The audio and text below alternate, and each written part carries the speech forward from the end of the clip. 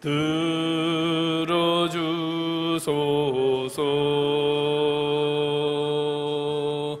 나의 주여, 내 영의 소원을 살피소서.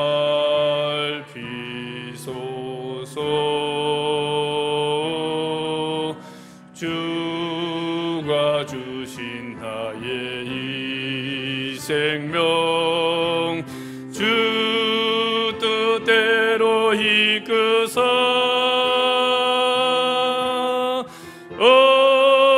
어두워진 이 세상에 찬빛 되게 하소서. 들어주소서. 들어주소서.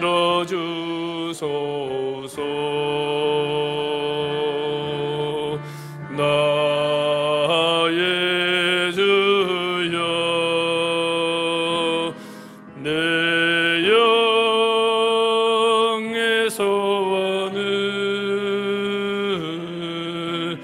살피소서. 주가 주신 나의 이 생명 주 뜻대로 이끄사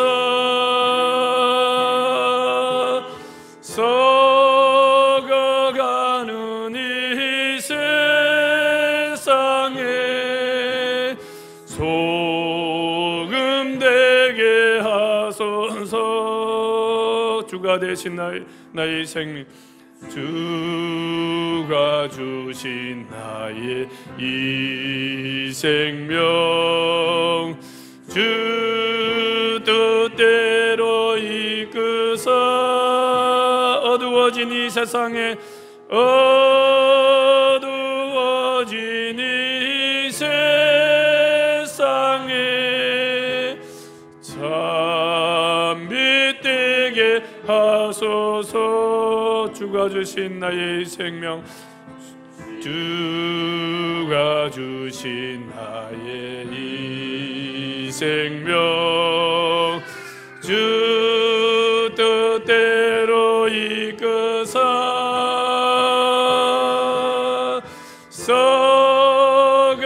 썩어가는 이 세상에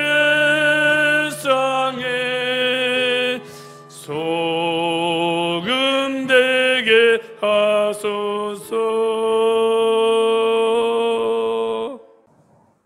요한복음 1장 다 같이 합독하도록 하겠습니다. 태초에 말씀이 계시니라. 이 말씀이 하나님과 함께 계셨으니 이 말씀은 곧 하나님이시니라.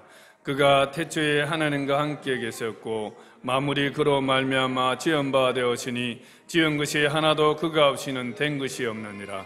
그 안에 생명이 있었으니 이 생명은 사람들의 빛이라. 빛이 어둠에 비치되 어둠이 깨닫지 못하더라. 하나님께로부터 보내심을 받은 사람이 있으니 그 이름은 요한이라. 그가 증언하러 왔으니 곧 빛에 대하여 증언하고 모든 사람이 자기로 말미암아 믿게 하려 함이라. 그는 이 빛이 아니요 이 빛에 대하여 증언하러 온 자라. 참빛 곧 세상에 와서 각 사람에게 비추는 빛이 있었나니 그가 세상에 계셨으며 세상은 그로 말미암아 지은 바 되었으되 세상이 그를 알지 못하였고 자기 땅에 오매 자기 백성이 영접하지 아니하였으나 영접하는 자 곧 그 이름을 믿는 자들에게는 하나님의 자녀가 되는 권세를 주셨으니 이는 혈통으로나 육종으로나 사람의 뜻으로 나지 아니하고 오직 하나님께로부터 난 자들이니라. 말씀이 육신이 되어 우리 가운데 거하심에 우리가 그의 영광을 보니 아버지의 독생자의 영광이요 은혜와 진리가 충만하더라. 요한이 그에 대하여 증언하여 외쳐 이르되 내가 전에 말하기를 내 뒤에 오시는 이가 나보다 앞선 것은 나보다 먼저 계심이란 것이 이 사람을 가리킴이라 하니라. 우리가 다 그의 충만한 데서 받으니 은혜 위에 은혜로라. 율법은 모세로 말미암아 주어진 것이요 은혜와 진리는 예수 그리스도로 말미암아 온 것이라. 원래 하나님을 본 사람이 없으되 아버지 품속에 있는 독생하신 하나님이 나타내셨느니라. 오늘 우리가 읽었던 이 요한복음, 이 말씀은 복음서 중에서 제일 마지막에 기록된 말씀입니다. AD 주후 약 90년경에 요한 사도가 기록하였다는 것이 정설입니다.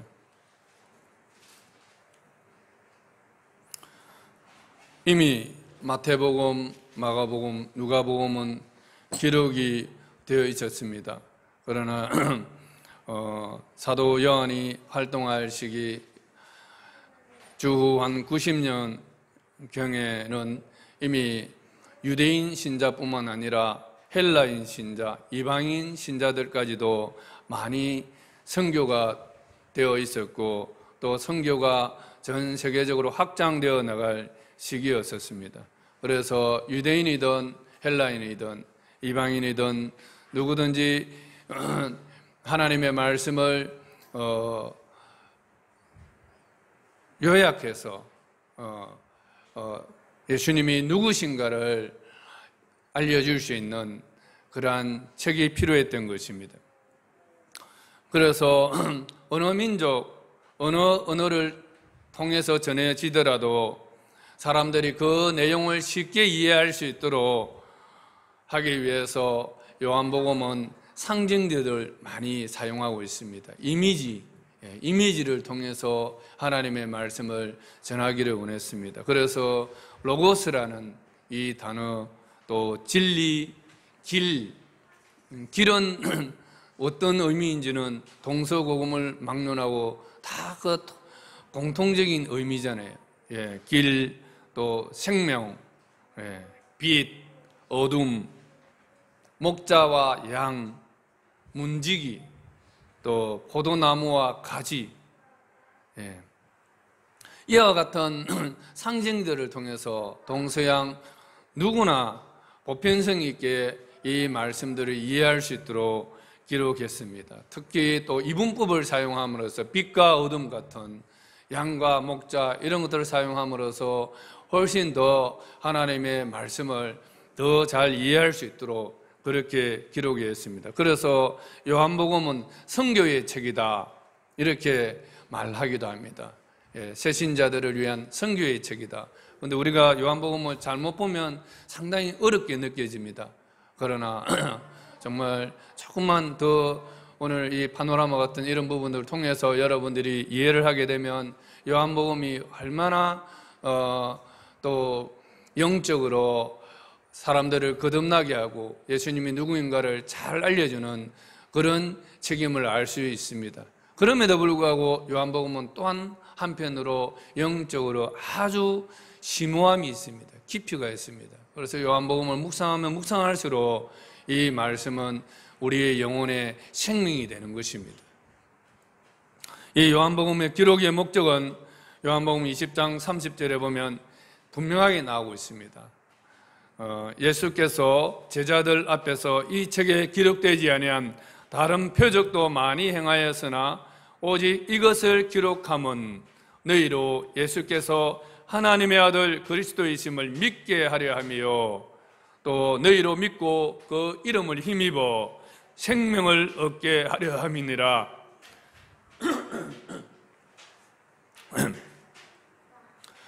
요한복음의 기록 목적과 주제가 분명합니다. 이 표적들을 보고 예수 그리스도가 하나님의 아들이심을 믿고 영생을 얻으라는 것입니다. 예수 그리스도가 하나님의 아들이심을 믿고 영생을 얻으라는 것입니다. 그래서 이 구조를 보면 먼저 표적을 보여주십니다. 예수 그리스도가 하나님의 아들이심을 믿을 수 있는 표적들을 보여주시고 그리고 그 표적을 보고 믿으라는 것입니다. 그리고 결론적으로 영생을 얻으라 하는 이런 구조로 성경은 기록되어 있습니다.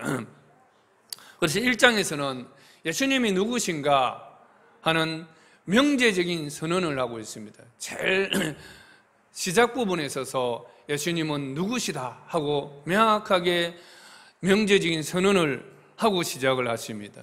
그래서 2장에서 12장까지는 이 명제적인 선언에 대한 외적인 표적으로서 7가지 기적을 소개하고 있습니다. 그래서 이 7가지 기적을 통해서 예수님이 누구신가를 또 계시해 주고 있고, 13장에서 18장까지 17장까지는 그 명제에 대한 성령의 내적인 표적으로서 예수님이 누구신가를 계시를 해주고 있습니다.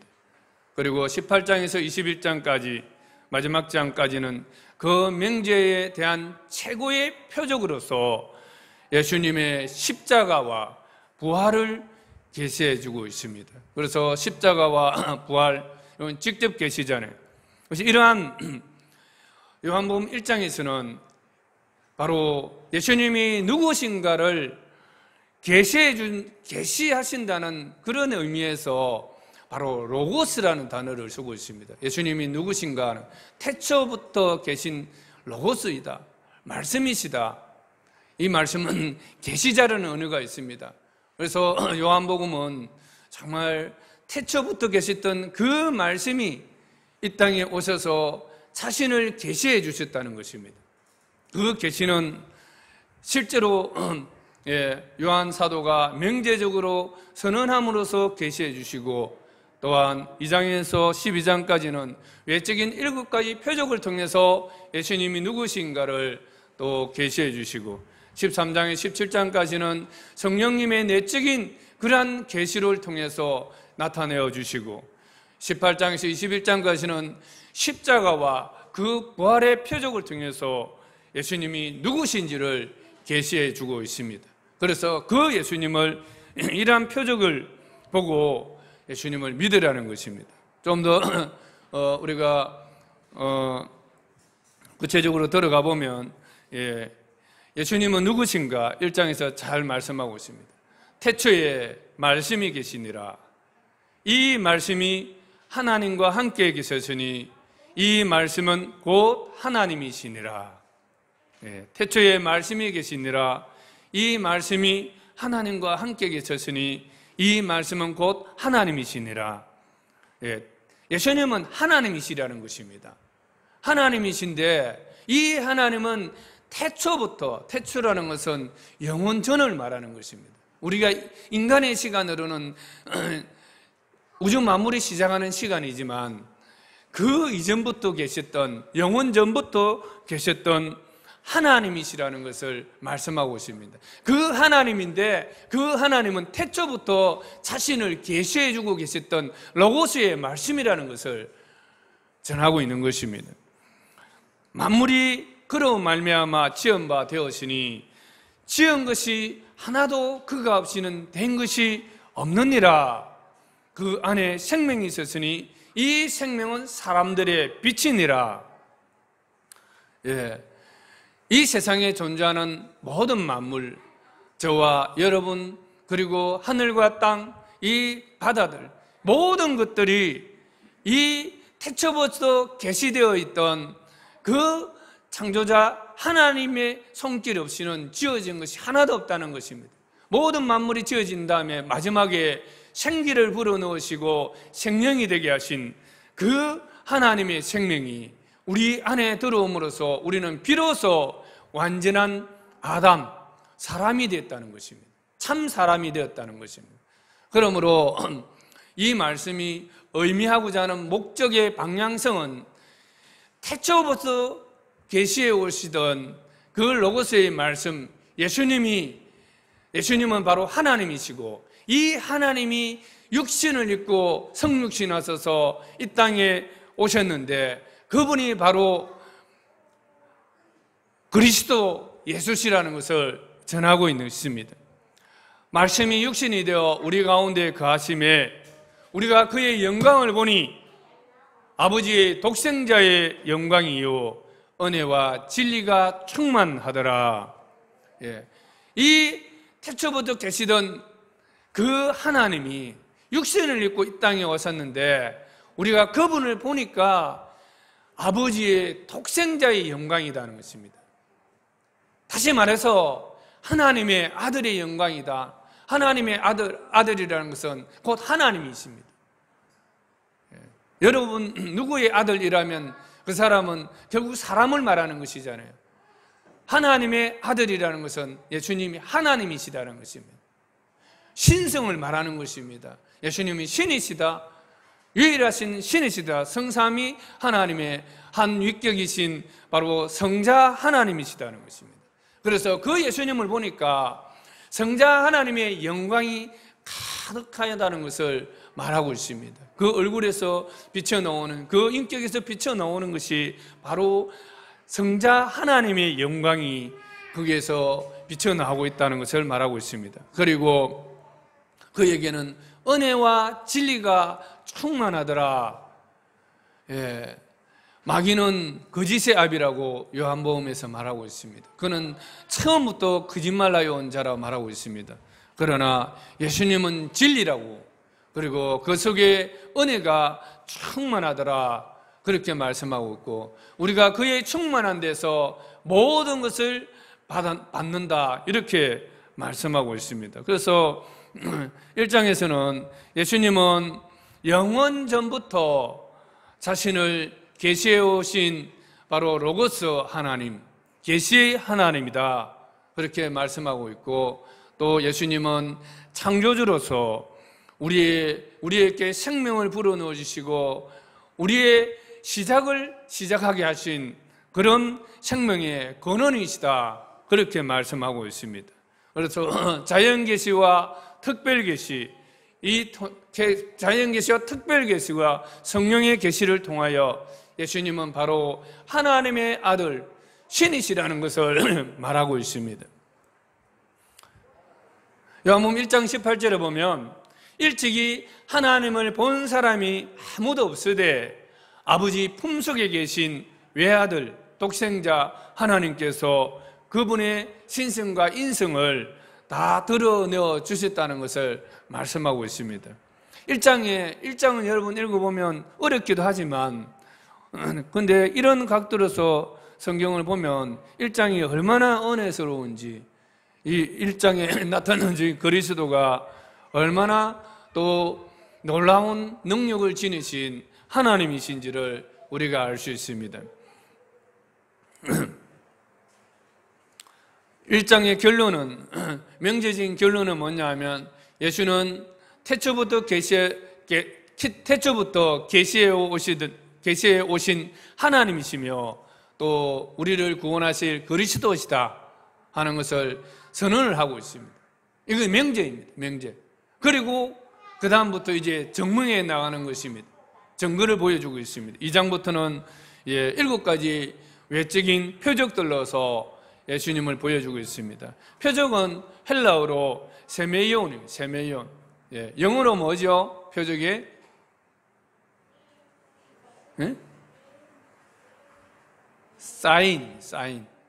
사인이라는 단어를 씁니다. 이것은 초자연적인 현상을 말합니다. 초자연적인 현상을 말합니다.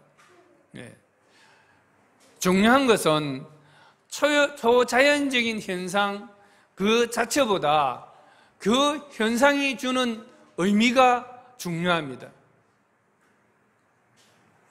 초자연적인 그 현상이 주는 의미가 무엇입니까?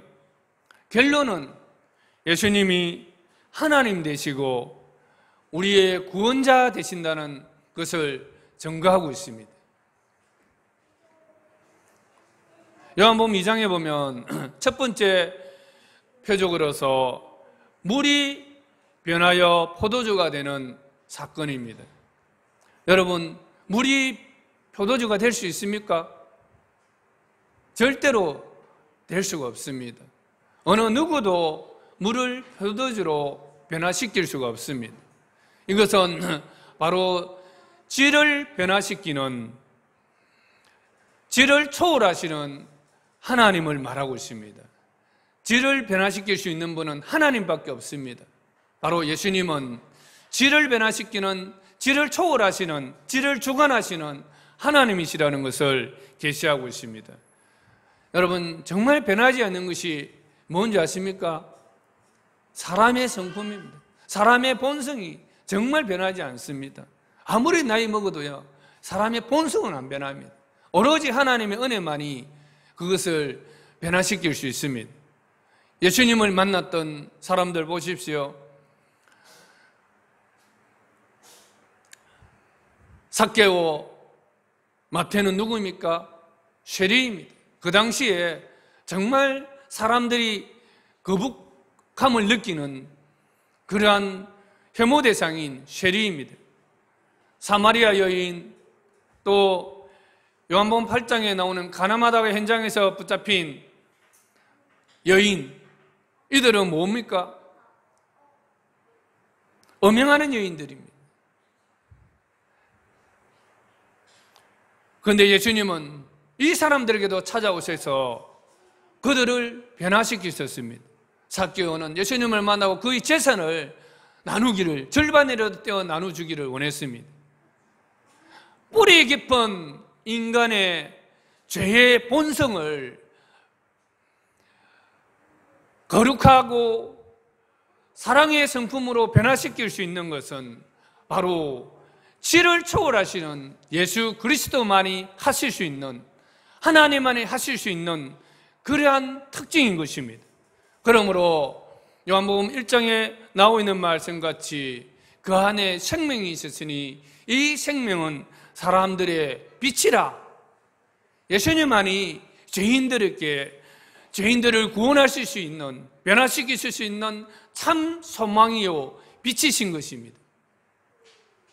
두 번째로 요한복음 4장에 보면 왕의 신하의 아들이 병이 들었었는데 그 병을 치유하는 표적이 있습니다. 예수님은 가나에 계셨고 왕의 신하의 아들은 32km나 떨어진 가버나움에 있었습니다. 그런데 예수님께서 그 신하의 아들의 병을 고쳐주셨습니다. 단지 돌아가라, 내 아들이 나았느니라는 이 말씀만으로 말씀을 하시자 그 아들의 병이 열이 떨어지고 병이 치료되었습니다. 이러한 사건은 요한복음에 또 나타나고 있습니다. 부활하신 예수님이 공간을 초월하여 문이 닫힌 제자들의 방 안으로 들어오십니다. 벽을 뚫고 들어오시는 것이죠. 다시 말해서 예수님은 공간을 초월하시는 하나님이십니다. 오늘 이 시간 예배드리는 서울에도 계시지만 전 세계 동시에 계시면서 그 예배를 받으실 수 있는 공간을 초월하시는 분이십니다. 이분은 바로 하나님이시라는 것을 말씀하고 있습니다. 예수님은 오늘도 우주 만물을 친히 초월하셔서 온 공간에 있는 모든 사람들을 친히 다스리시고 구원하실 수 있는 하나님이시라는 것을 말씀하고 있습니다. 5장으로 넘어가면 38년 된 중풍병자를 치유하시는 표적이 있습니다. 여러분, 38년간 병이 들렸다는 것은 무엇을 의미합니까? 인간의 치료 능력으로는 불가하다는 것입니다. 인간은 고칠 수 없다. 이제는 그냥 살아야 된다. 그것을 말하고 있습니다. 그런데 예수님께서 그 38년 된 중풍병자를 보시자 뭐라 말합니까?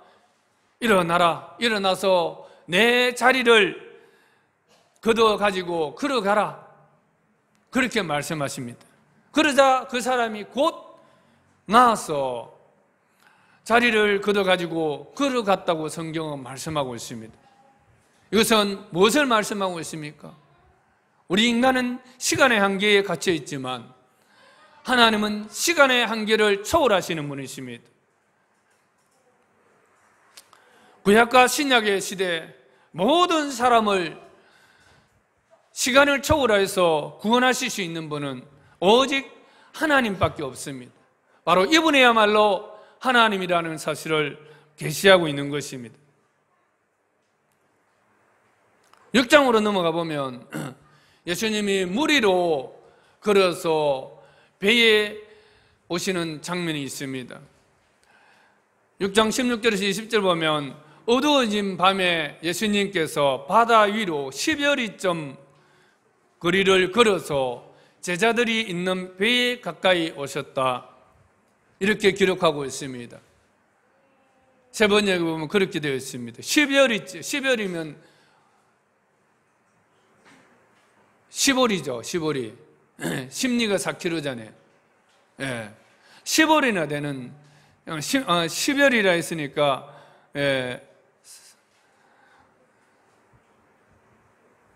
4km입니까? 그 정도 되는 거리를 바다 위로 걸어오셨다는 것입니다. 어떤 사람은 예수님 잠깐 걸어갔겠지 이렇게 이야기하지만 그 긴 거리를 예수님이 바다 위로 걸어가셨다는 것은 모든 만물은 중력의 법칙에 지배를 받습니다.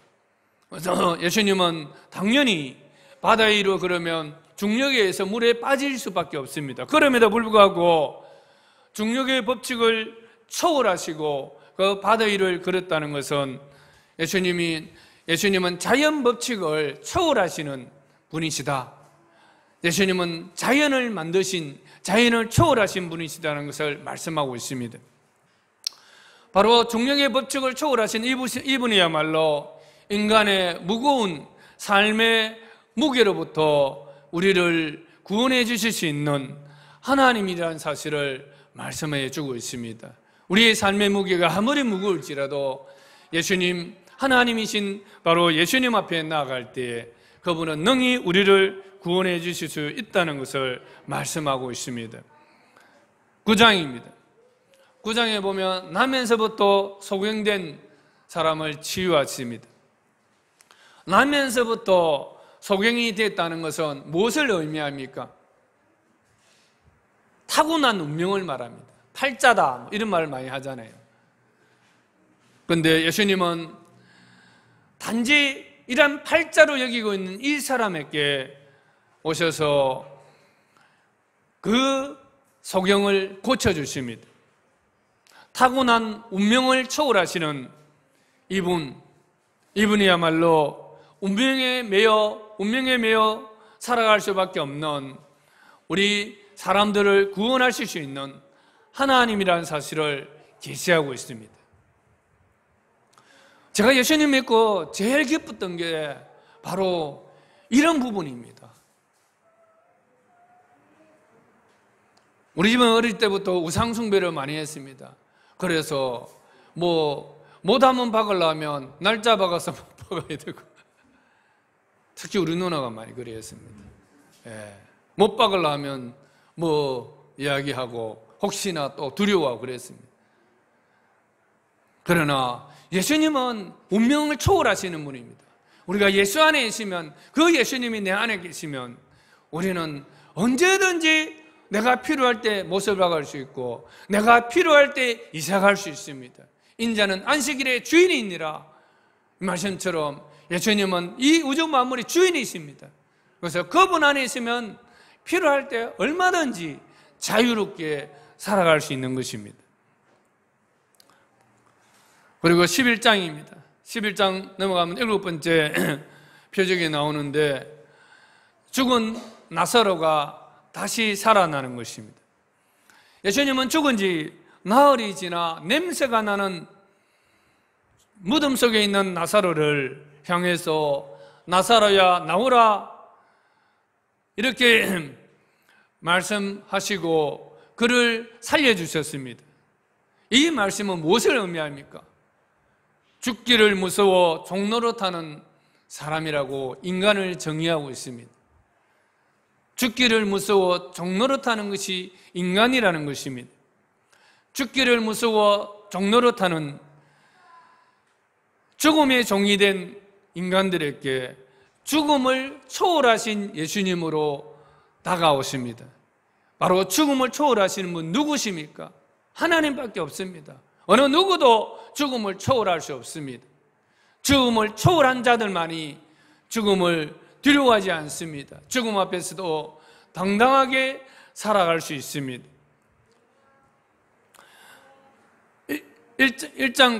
1장에서는 예수님 누구신가를 하나님의 아들이시요 그리스도이심을 명제로 선언하시고 2장부터 12장까지는 7가지 외적인 나타난 표적들을 통해서 예수님이 하늘로부터 오신 아버지 품속에 계시던 그 하나님께서, 아들 하나님께서 육신을 입고 이 땅에 오신 바로 하나님의 아들이시요 우리의 구원자이심을 증거하고 있습니다. 우리는 이 표적들을 보고서 어떻게 해야 합니까? 예수님을 나의 주요 하나님의 아들로서 내 마음에 영접하고 믿어야 하는 것입니다. 여러분, 이 표적들을 볼 때 예수님은 하나님의 아들, 다시 말해서 신이심을 여러분 믿으십니까? 이런 명확한 표적들을 보고서도 예수님이 하나님의 아들이심을 거역한다면 그것은 강박한 심령인 것입니다. 저는 우리 주영광교회 모든 성도들은 이 표적만 봐도 예수님이 하나님의 아들이시고 우리의 구원자가 되심을 다 믿을 수 있기를 축복합니다. 13장부터 16장까지는 17장까지는 예수님이 바로 성령님께서 믿는 자의 심령에 오셔서 예수님이 하나님의 아들이시고 구원자이심을 내적으로 증거해 주시는 표적입니다. 믿는 자에게는 다 내적인 증거들이 있습니다. 예수님을 믿으면 각자 내적인 증거들이 있습니다. 그것은 성령께서 오셔서 우리에게 해주시는 하나님의 선물인 것입니다. 니고데모에게도 예수님께서 말씀하시기를 물과 성령으로 거듭나지 아니하면 하나님 나라에 들어갈 수 없느니라 이렇게 말씀하십니다. 우리 인간은 물과 성령으로, 물은 말씀도 되고 또 침례, 회개의 침례도 해당이 됩니다. 그래서 하나님의 말씀을 듣고 우리가 정말 새롭게 살겠다고 회개를 하고 또 그 회개와 함께 성령께서 우리 마음속에 그리스도를 명확하게 증거해 주시고 계시해 주실 때 우리는 비로소 우리의 영이 거듭날 수 있습니다. 죽었던 영이 하나님을 알 수 있는 새 존재로서 거듭나는 것입니다. 에스겔서에서도 제가 언급해 드렸던 새 마음과 새 영을 하나님께서 우리에게 주시는 것입니다. 영적인 새로운 탄생이 우리 안에 일어나는 것입니다. 니고데모는 이것을 이해하지 못했습니다. 어떻게 새로 태어날 수 있습니까? 어머니 뱃속에 내가 이렇게 큰 내가 어떻게 어머니 뱃속에 다시 들어갔다가 다시 태어날 수 있습니까? 하고 그렇게 말합니다. 그때 예수님께서 육으로 난 것은 육이요 영으로 난 것은 영이니라. 다시 말해서 영이 다시 태어난다는 것입니다. 어떻게? 성령으로 말미암아 성령께서 우리 안에 오셔서 예수님이 하나님의 아들이시고 예수님이 바로 나를 죽을 죄에서 구원해 주신 구원자이시다는 거예요. 메시아시다, 그리스도이시다는 사실을 증거해 주시기 때문에 우리는 바로 거듭날 수가 있는 것입니다. 요한복음 15장 26절에 아버지께로서 나오시는 진리의 성령이 오실 때 그가 나를 증거하실 것이요. 예, 성령님은 아버지께로부터 나오셔서 진리를 우리 안에 증거해 주십니다. 진리가 무엇입니까? 내가 길이요 진리요 생명이니 예수님이 바로 진리이십니다. 예수님이 진리이시고 마귀가 거짓인 것을 우리 안에 증거해 주십니다. 진리의 말씀이 우리 안에 계시되어 주실 때에 우리는 바로 그리스도가 하나님의 아들이요 우리를 구원해 주실 구원자이시라는 이 진리를 우리 가운데 드러내어 주시는 것입니다. 요한복음 16장 13절에서도 보면 진리의 성령이 오시면 그가 너희를 모든 진리 가운데로 인도하시리니 그가 내 영광을 나타내리니. 진리의 성령이 오시면 궁극적으로는 바로 예수 그리스도 안에 있는 하나님의 영광을 드러내어 주십니다. 바로 그리스도 안에 있는 그 영광의 빛 때문에 우리는 하나님께로 나아갈 수가 있는 것입니다. 그래서 내가 길이요 진리요 생명이니 나로 말미암지 않고는 아버지께로 올 자가 없느니라. 그래서 예수 그리스도는 성령님의 내주하심과 성령님의 또 우리 안에서 역사하심으로 말미암아 감동하심으로 말미암아 우리로 하여금 예수 그리스도께서 하나님의 아들이심을 우리 안에서 증거해 주시는 것입니다. 그래서 성령은 우리의 내적인 표적인 것입니다.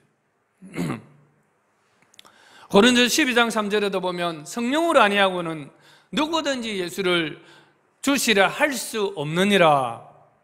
그리고 요한복음 20장에 보면 예수님은 그 제자들, 부활하신 이후에 제자들을 모아놨고 그들 위해 숨을 내쉬며, 숨을 내쉰다는 이렇게 숨을 내쉬면서 그들에게 이르시되 너희는 성령을 받아라, 그렇게 말씀하십니다. 그래서 요한복음만큼 예수님 성령님에 대해서 이렇게 잘 드러내어 주는 것은 없습니다.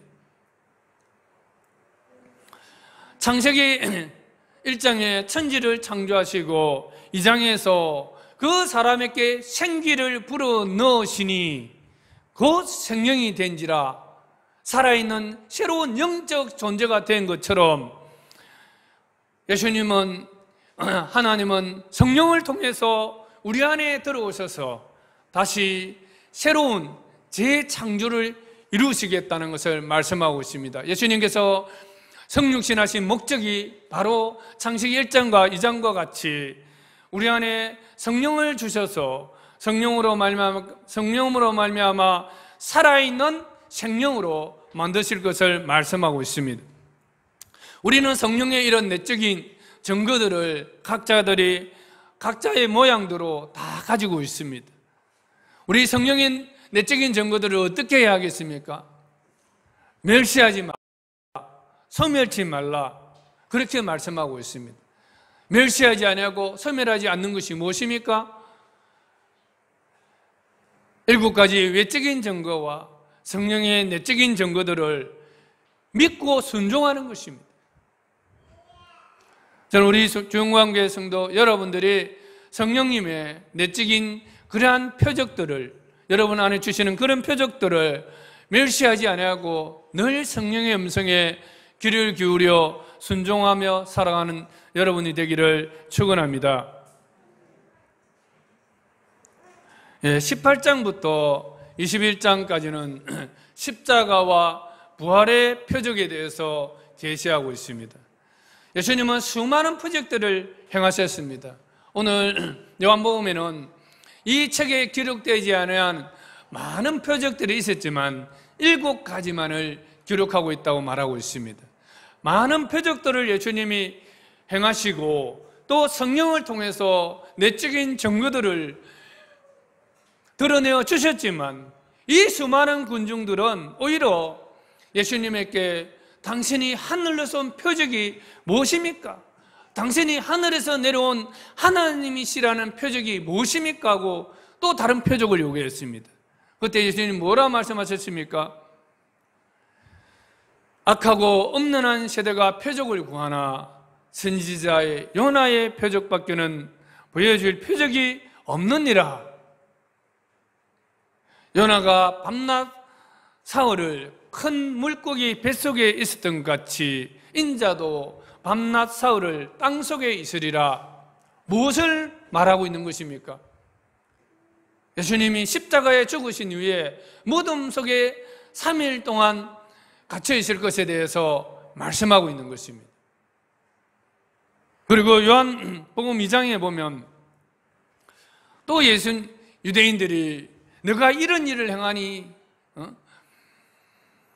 무슨 표적을 우리에게 보이겠느냐? 또 이렇게 말하고 있습니다. 그때 예수님께서 뭐라 말씀하시냐면 이 성전을 헐라 내가 사흘 동안에 일으키리라 이런 말씀하고 있습니다.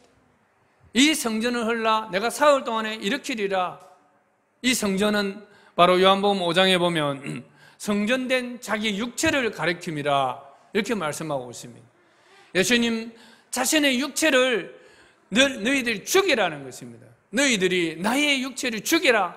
그러면 내가 사흘 만에 다시 살아나리라. 이 말씀입니다. 그래서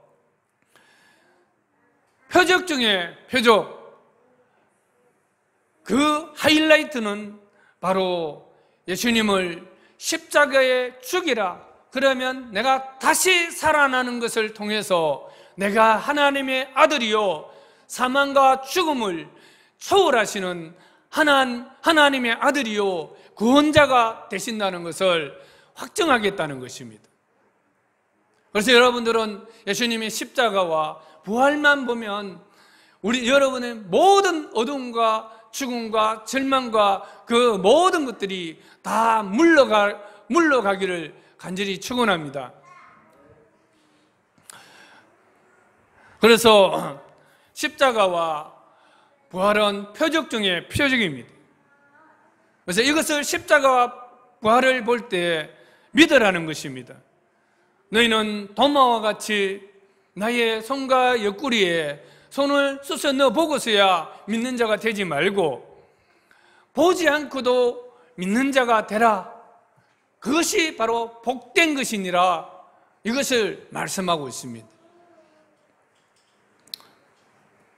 이런 내적인 외적인 표적과 십자가와 부활의 표적을 하나님의 아들 예수 그리스도께서 다 보여주신 이후에 요구하시는 것이 무엇입니까? 믿으라는 것입니다. 믿으라는 것. 이런 표적을 보고 믿으라.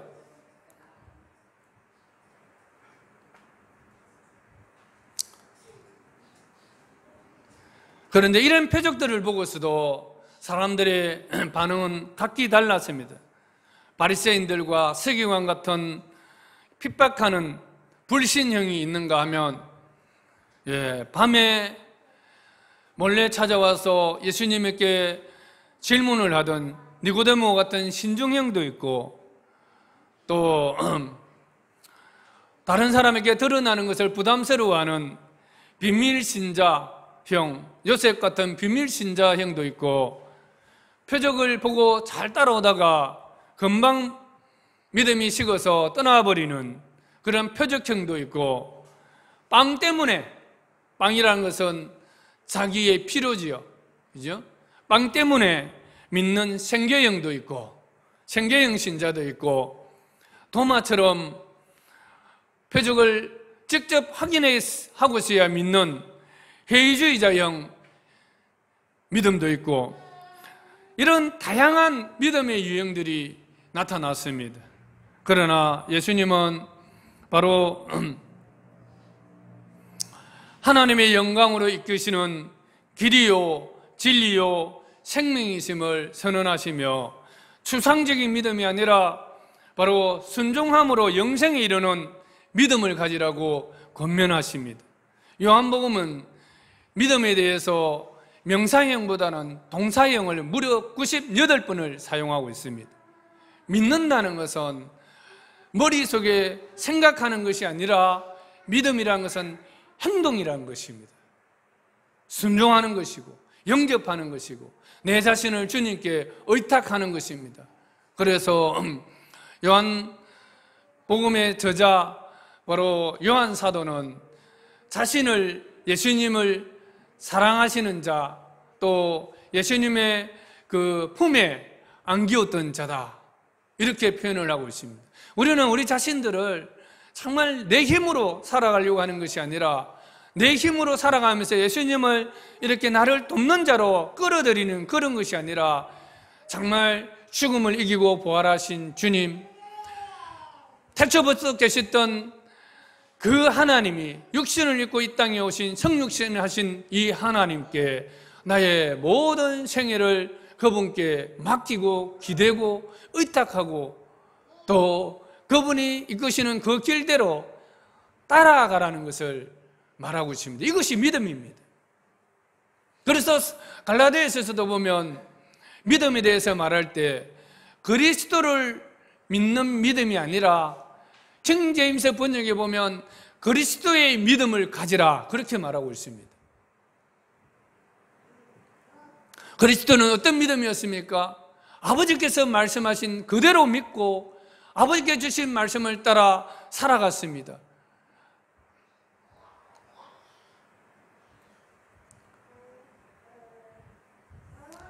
아버지께 주신 그 명령이 영이요 생명이니라. 하나님의 그 명령, 예수님은 정말 자기도 하나님이시지만 아버지 성자 하나님이 주시는 그 명령을 그대로 받아들이고 또 그 말씀대로 순종해 살아가는 그 믿음이 있었습니다. 아버지의 명령이 십자가였기 때문에 그는 십자가 앞에서도 자신을 부인하고 내 뜻대로 마옵시고 아버지의 뜻대로 되기를 원합나이다. 나는 취할 건수도 있고 버릴 건수도 있지만 나는 내 생명을 버리노라. 이것이 바로 예수님의 말씀하신 믿음인 것입니다. 우리는 우리의 의지로 아무리 많이 주님을 위해서 믿음의 행위를 드린다 할지라도 그 믿음은 예수님의 믿음이 도달할 수가 없습니다. 그래서 우리는 예수님의 그 믿음을 단순히 그대로 받아들이고 그 믿음대로 그 믿음에 우리는 얹혀서 가는 것입니다. 그래서 믿음은 선물이라 하잖아요. 하나님의 선물이다. 그래서 성경은 너희가 믿음 없는 자가 되지 말고 믿는 자가 되라. 보지 않고 따지고 보고서 따지고 그렇게 믿는 것이 아니라 그냥 주님이 말씀하신 대로 하나님이 명령하셨다면 그 말씀이 진리요 하나님이 주신 로고스의 말씀인 줄로 믿고 그냥 순종하라는 것입니다. 그래서 믿음의 결과로 주어지는 것이 영생입니다. 영생이라는 것은 영원한 생명입니다.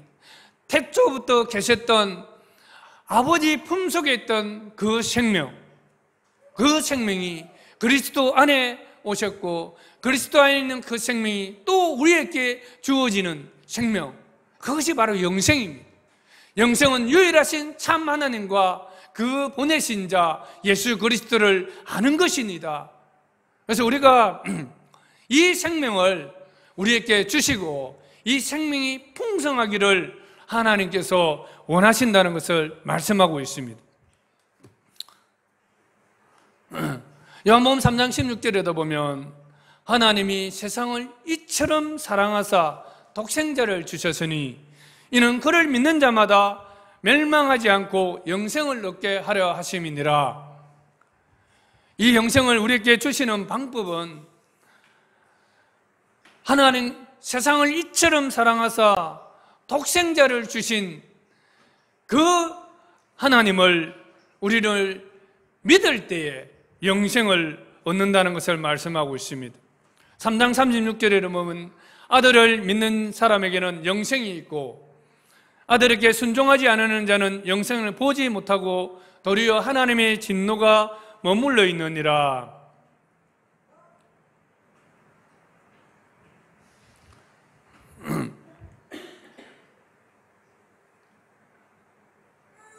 요한복음 5장 24절에 보면 내가 진실로 진실로 너희에게 이르노니 내 말을 듣고 또 나 보내신 이를 믿는 자는 영생을 가지고 있고 심판에 이르지 아니하느니라. 아버지께서 자기 속에 생명이 있음 같이 아들에게도 생명을 주어 그 속에 있게 하셨고, 이렇게 말씀하고 있습니다. 우리는 믿을 때 영생을 얻지만 믿지 않으면 어떻게 됩니까? 심판을 받습니다. 여러분은 믿는 자에게 주시는 이 확실한 하나님의 선물인 영생을 받고 누리시겠습니까? 아니면 하나님의 진노 아래 있겠습니까? 여러분, 전자입니까? 후자입니까? 우리 모든 주영광교회 성도들은 예수님이 하나님의 아들이시요 그리스도의 있음을 믿는 것이 바로 영원한 생명에 이르는 길이심을 믿으시기를 간절히 축원합니다. 마지막으로 요한복음에는 상징들이 많이 기록이 되어 있습니다. 그런데 요한복음에 기록된 이 상징들은 예수님의 인격을 잘 계시해 주시는 로고스입니다. 계시입니다. 죄를 짊어지고 가는 어린 양. 이것은 우리의 죄를 속죄하시기 위해서 우리의 죄를 짊어지시고 가는 어린 양을 말하고 있습니다. 생수. 목마른 자를 위해 목마른 자에게 주시는 생수, 빵, 또 배고픈 자를 위한 빵, 빛, 어둠이 있는 자를 위한 빛, 문이 나옵니다. 문. 여러분, 이 문은 그 양우리가 있는데 그 문만 하나 있습니다. 양우리 안에 들어가려면 이 문을 통해서만 들어갈 수 있습니다. 그래서 이 문은 중요합니다. 이 문을 열어버리면 늑대나 이리가 들어와서 그 다 양들을 죽여버리죠. 그래서 이 문이라는 것은 무엇입니까? 자기의 양들을 보호하는 것을 상징하고 있습니다. 선한 목자는 무엇입니까? 길 잃은 양을 이끄시는 선한 목자를 말합니다. 길이라는 것은 내가 길이오 했을 때 길은 아버지께로 이끄는 길을 말합니다. 또 포도나무와 가지는 무엇을 의미하고 있습니까? 열매를 풍성하게 맺게 하는 참 포도나무를 말하고 있습니다. 이 상징들을 한 번 더 우리가 여호와께서 본다면 성육신하신 예수님은 누구신가? 우리의 죄를 짊어지신 속죄 양이 되어주셨고 또 저희 목마른 영혼의 생수가 되어주시고 또 저희 배고픈 영혼의 양식이 되어주시고 어둠에 있는 자에게 빛이 되어주시고 악한 자들로부터 보호해 주시는 문이 되어주시고 길 잃은 자를 위한 목자가 되어주시고 아버지의 영광에 이르도록 이끄시는 길이 되어주시고 풍성한 열매를 맺게 하시는 포도나무가 되어주시는 그러한 하나님의 아들이시요 또 구원자 되신 그리스도시라는 것을 말씀하고 있습니다. 사랑하는 여러분, 하나님의 아들이시요 그리스도가 되신 예수님을 믿고 그분이 주시는 하늘의 영원한 생명으로 살아가는 그러한 삶이 되기를 간절히 축원합니다. 여러분 삶에 영원한 생명의 열매가 가득하기를 축원합니다. 기도하겠습니다. 하나님 아버지, 참으로 어둠과 절망과 혼란 속에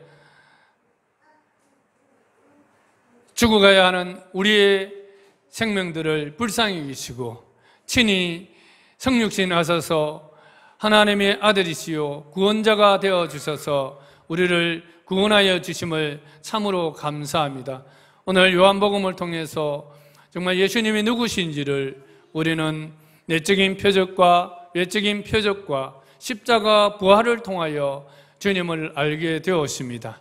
하나님, 참으로 우리 모든 성도들이 예수 그리스도를 하나님의 아들로 영접하게 하시고 참 구원자로 영접하게 하여 주셔서 모든 삶 속에 예수 하나님 안에 있는 그 생명, 예수 그리스도 안에 있는 그 생명이 우리 삶 속에 충만하게 하여 주시옵소서. 삶의 열매가 풍성한 열매로 가득하게 하여 주시옵소서. 오늘 이곳에 참여하지 못한 우리 모든 지체들도 하나님 오늘 이 시간 찾아가 주시고 시와 공간을 초월해 역사하시는 주님께서 함께 역사하여 주시옵소서. 모든 주님의 생명으로 충만케 하여 주시옵소서. 예수님의 이름으로 간절히 기도드리옵나이다. 아멘.